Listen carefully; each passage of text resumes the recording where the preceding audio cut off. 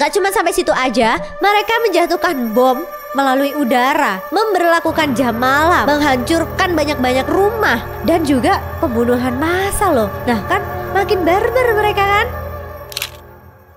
Halo Re, ketemu lagi sama aku di channel Tanya Hima. Nggak bosen kan ketemu aku? Nggak dong. Di video ini aku mau bahas tentang awal mula dari konflik Israel sama Palestina. Jadi nanti akan ada dua bagian dari penjelasan yang akan aku jelasin panjang kali lebar. Luas dong. Yang pertama aku ceritain kisah Palestina dan Israel dari zaman kerajaan kuno. Dan yang kedua pada masa modern. Mungkin video ini bakalan lebih panjang dari biasanya. Tonton sampai akhir ya. Gini ceritanya.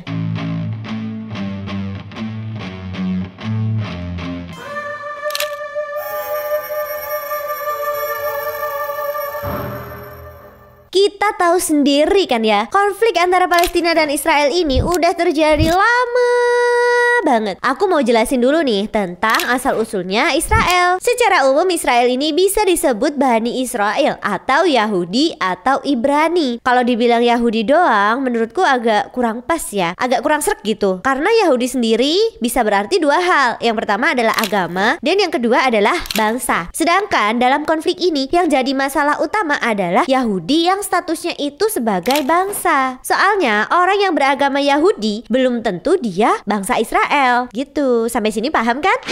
Israel adalah sebutan bagi salah satu nama nabi dalam ajaran Islam. Siapa dia? Namanya Yakub bin Ishak bin Ibrahim. Jadi Nabi Yakub ini adalah anaknya Nabi Ishak dan cucunya Nabi Ibrahim. Makanya namanya ada bin-binnya gitu. Israel sendiri terdiri dari dua kata. Isra yang artinya teman dekat dan El yang kalau dibaca panjang adalah Elohim, artinya adalah Tuhan. Simpelnya Israel artinya adalah orang yang dekat dengan Tuhan atau hamba Tuhan. Ya, karena kalau kita tahu riwayat dan kisah Nabi Yakub, beliau ini sangat soleh, Rek. Keimanannya nggak kaleng-kaleng gitu loh. Jadi dari sini bisa kita pahami kan, Israel itu sebutan untuk Nabi Yakub. Sedangkan Bani Israel berarti keturunannya Nabi Yakub. Begitu.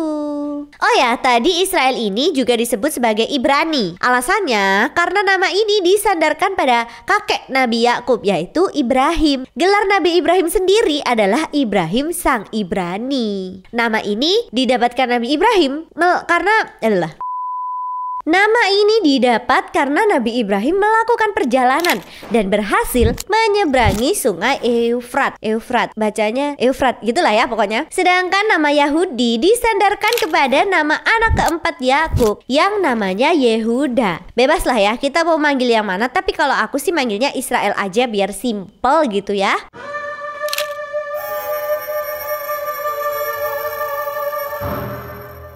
Sebelum Israel modern muncul, sebenarnya tuh udah ada negara Israel pada zaman dulu. Nah, negara Israel zaman dulu ini didirikan sama seorang raja pada tahun 1025 sebelum Masehi. Nah, nama raja ini kalau dalam Islam disebut Talut. Kalau dalam Nasrani dan Yahudi dikenal sebagai nama Shaul. Si Talut ini baik, Rek. Dia dibantu sama Nabi Daud melawan seorang raja jahat dari Palestina zaman dulu yang namanya Jalut atau Goliat. Singkat cerita, mereka melakukan perang epik dan Jalut bisa dikalahkan sama Daud yang masih anak-anak dengan menggunakan ketapel. Keren ya. Setelah kepemimpinan Talut selesai, kekuasaannya pun diberikan kepada Daud. Nah, Daud akhirnya memimpin Palestina dan secara resmi mendirikan kerajaan Bani Israel di Palestina. Begitu. Ketika memimpin, Nabi Daud ini sangat adil dan tauhid dijunjung tinggi, Rek. Allah juga memberikan kepada beliau kitab Zabur. Nabi Daud sendiri meninggalnya sekitar tahun 963 sebelum Masehi. Terus setelah meninggal, siapa dong yang nerusin? Yang nerusin adalah Nabi Sulaiman. Pada masa Nabi Sulaiman ini, kemakmuran Bani Israel mencapai puncaknya, Rek. Wah, mantap ya. Pada masa itu gak ada masalah politis yang berarti karena udah diselesain pada masa Nabi Daud. Jadi tinggal melanjutkan aja gitu loh. Masa pemerintahan Nabi Sulaiman mencapai 40 tahunan, Rek. Lama ya. Selama masa kepemimpinan itu Bani Israel bahagia banget. Banyak loh cerita-cerita keren dari Nabi Sulaiman ini. Kalau kalian mau aku ceritain lebih lanjut tentang Nabi Sulaiman, komen aja ya. Tapi ya namanya hidup pasti kadang di atas kadang juga di bawah, bener gak? Hal yang sama juga terjadi pada Bani Israel ini. Setelah kepemimpinan Nabi Daud dan Nabi Sulaiman yang kalau di total udah 80 tahunan mereka makmur. Nah ini mulai deh ada perpecahan dan jadi masa kemunduran dari Bani Israel ini. Kalau diperhatikan ya, hal ini terjadi karena Bani Israel ini kehilangan sosok pemimpin yang keren kayak Nabi Daud dan Nabi Sulaiman tadi. Kerajaan Israel ini lalu terbagi menjadi dua, terpecah jadi dua. Pertama, kerajaan Yehuda atau Juda di bagian selatan dan ibu kotanya di Yerusalem atau Al-Quds. Kerajaan pertama ini dipimpin oleh Rehoboam bin Sulaiman, anaknya Nabi Sulaiman. Nah, di era orang ini Bani Israel kepecah. Ceritanya dia dibaiat dan didukung oleh dua suku Bani Israel, yaitu Yehuda dan Benyamin yang tinggalnya di wilayah selatan dan di sekitar Yerusalem. Tapi di daerah lain gak mau membaiat Rehoboam sebagai raja Bani Israel. Nah ini mulai deh ya, mereka gak mau karena dia ini kasar banget ternyata dan suka ngancem-ngancem masyarakat di sana kalau nggak mau membaiatnya gitu loh. Ada 10 suku lain Bani Israel yang ada di sana menolak membaiat Rehoboam dan malah mereka membaiat Jeroboam dari suku Efraim yang merupakan salah satu suku Bani Israel. Dari Jeroboam yang merupakan oposisi dari kerajaan selatan ini, jadi deh kerajaan kedua Bani Israel yang berada di sebelah utara. Tadi kan di selatan ya, ini yang di utara. Mereka menamakan kerajaannya dengan sebutan Israel dan menjadikan ibu kota kerajaan mereka berturut-turut di Syakim, Terzah, dan terakhir di Samira. Jadi ibu kotanya tuh nggak cuma satu. Jadi kalau yang di selatan tadi nama kerajaannya Yehuda, kalau di yang utara namanya Israel. Sampai sini paham ya? Kerajaan si Jeroboam ini diperkirakan hidup berkembang antara 923 sampai 722 sebelum Masehi dan menempati 72% wilayah Bani Israel. Sampai akhirnya kerajaan ini runtuh dan hilang setelah diserbu oleh Sargon II, yaitu seorang raja dari Assyria. Dan raja terakhir kerajaan utara ini adalah Hosea bin Elah. Dengan adanya serangan itu, semua kerajaan Israel utara udah end. Dan Raja Sargon II membuat kebijakan agar seluruh suku Bani Israel diasingkan dan ditempatkan di lembah sungai Eufrat dengan menunjuk seorang gubernur Assyria untuk mereka. Nah, tadi kan kerajaan utara udah hancur ya kan? Berbeda dengan kerajaan selatan alias kerajaan Yehuda masih bertahan sampai sekitar 1,5 abad sampai akhirnya ditaklukkan juga oleh bangsa Babilonia. Baru deh ikutan nyusul utara ya kan? Singkat cerita pada 586 sebelum Masehi, bangsa Babilonia di bawah Raja Nebukadnezar. Singkat cerita pada 586 sebelum Masehi, bangsa Babilonia di bawah Raja Nebukadnezar II ngepung Yerusalem. Cerita tentang raja ini juga keren loh. Kalian mau aku ceritain gak? Kuil pertama dihancurkan sama Nebukadnezar juga di kota Yerusalem. Akibat penaklukan ini, banyak penduduk Yehuda diasingkan dari tanah mereka dan disebar ke seluruh kekaisaran Babilonia. Dan kerajaan Yehuda pun berakhir Setelah kejadian ini, nasib bangsa Israel udah terkatung-katung gak karuan, kayak cintamu. Dan Palestina dikuasai berbagai macam bangsa mulai saat itu. Gak usah disebutin satu-satu deh ya, kerajaan mana aja yang pernah menguasai Palestina, banyak deh pokoknya. Sekitar 586 sampai 539 sebelum Masehi dikuasai Kekaisaran Babilonia. Terus sekitar tahun 539 sampai 332 sebelum Masehi dikuasai Kekaisaran Persia. Terus sekitar 332 sampai 305 sebelum Masehi dikuasai Kekaisaran Alexander Agung. Terus lagi tahun 305 sampai 198 sebelum Masehi dikuasai sama dinasti Ptolemeus. Terus lagi tahun 198 sampai 141 sebelum Masehi dikuasai Seleukus. Udah, yang lain aku skip ya, soalnya panjang banget. Terus gitu ya. Akhirnya Palestina ini dikuasai Islam mulai tahun tahun 638 Masehi pada masa Khalifah awal. Pernah juga pas tahun 1187 sampai 1260 dikuasai sama dinasti Ayyubiyah dari Mesir dan Damaskus. Kekuasaannya berlanjut dipegang sama dinasti Mamluk pada tahun 1260 sampai 1516 dan terakhir pada tahun 1516 sampai 1917 dipegang sama Turki Ottoman setelah sebelumnya menaklukkan Kekaisaran Bizantium pada tahun 1453. Panjang ya. Nah itu salah. Nah itu sejarah panjang dari Israel sama Palestina pada masa kuno. Panjangnya pol ya. Ini mau lanjut apa udah? Ayo lanjut ya. Oke, pembahasan ini aku lanjutin ke masa perang modern Israel sama Palestina.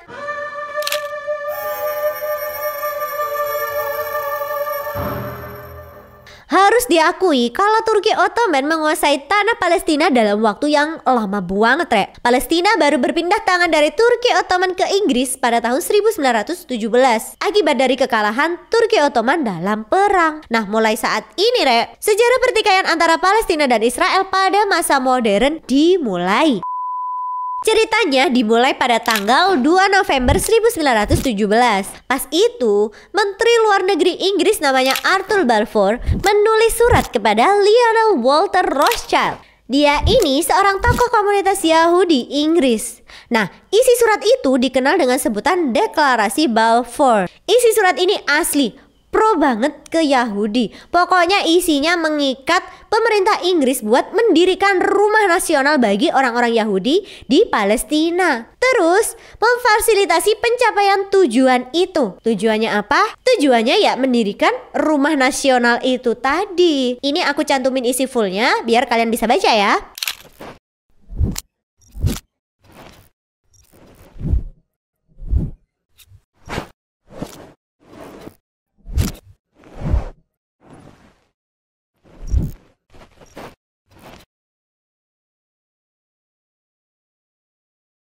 Kalau udah dibaca full, isi perjanjian ini aslinya damai karena pemerintah Inggris tetap mengakui hak beragama bagi penduduk Palestina yang bukan Yahudi. Tapi masalahnya makin kesini kok makin kesana. Orang Israel makin ngelunjak gitu loh. Diwenehi ati grogoh rempelo, dikasih hati mintanya jantung. Kayak siapa, By the way, mandat Inggris ini dibentuk pada tahun 1923 dan berlangsung sampai tahun 1948.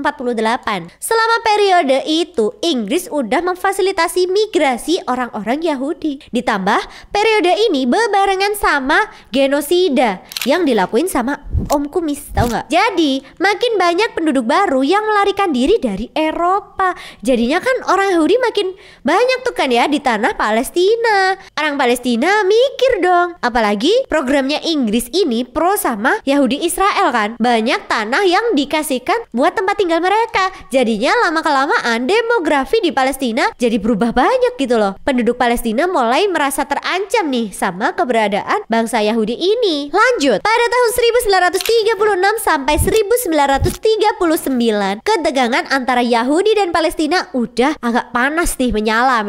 Tepat pada April 1936, Komite Nasional Arab minta warga Palestina ngelakuin pemogokan umum, mogok bareng gitu. Mereka ngapain aja? Mereka ngelakuin mogok bayar pajak dan salah. Mereka ngelakuin mogok bayar pajak dan boikot pada produk-produk Yahudi. Jadi dari dulu tuh udah ada loh sebenarnya, bukan zaman sekarang aja, tapi udah dilakuin dari zaman bahela dulu boikot-boikot ini loh. Pemogokan ini sebagai bentuk protes ke penjajah Inggris karena mindahin orang Yahudi ke Palestina. Ya iyalah, misalnya nih ya, awalnya ada orang numpang di rumah kita, terus lama-kelamaan orang ini malah ngakuin rumahnya jadi rumah dia. Nyebelin kan ya? Aksi mogok ini tuh lama juga loh, berjalan sekitar 6 bulan. Nah, Inggrisnya dongkol artinya, mereka bales. Lah, Gimana sih? Salah ngeyel ya kan? Penjajah Inggris malah makin menjadi-jadi, nyiksa orang Palestina. Inggris ngehancurin rumah warga Palestina dan nangkepin orang-orang Palestina yang nggak mau nurut. Bahkan Rek, model penyiksaan ini masih dipakai sama Israel sampai sekarang loh. Karena warga Palestina udah muak Rek, akhirnya mereka melakukan pemberontakan yang kedua. Nah, yang ini agak frontal dan gak cuman mogok doang yang ini. Pemberontakan fase kedua ini dipimpin sama petani Palestina pada tahun 1937.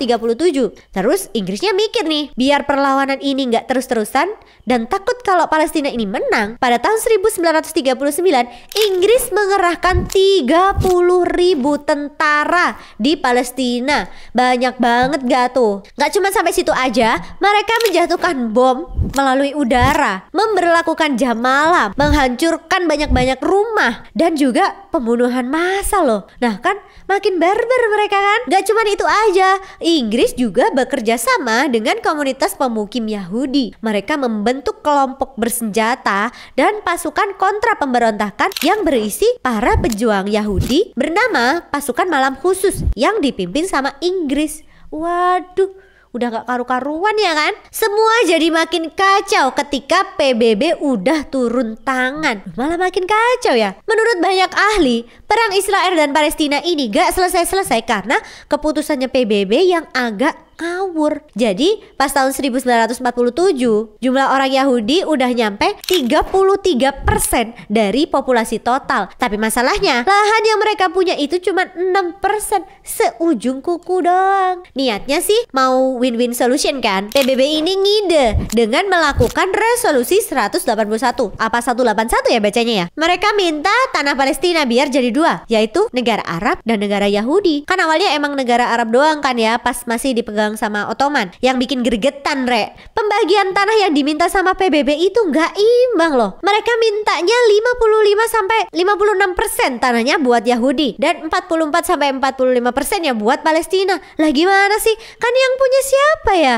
Terus mereka juga minta tanahnya yang subur. Gimana ya? Ya ini kan jadinya kayak ngusir alus ya gak sih? Karena kebijakan yang gak masuk akal ini, gak cuman Palestina yang gak setuju Rek, tapi saudara-saudara negara Arab lain juga gak terima dong. Mereka nganggep kalau Inggris ini udah kayak teroris. Ada lagi yang bikin tambah emosi Rek. Kayaknya Israel ini emang liciknya gak ketulungan. Kan mandat Inggris ini selesainya pada 14 Mei 1948. Ternyata si Israel ini udah punya niatan jahat buat melakukan pembantaian massal dan penghancuran wilayah Palestina buat memperluas wilayah mereka Rek. Pada April 1948 lebih dari 100 laki-laki, wanita dan anak-anak Palestina dibunuh di desa Deir Yassin yang ada di pinggiran Yerusalem.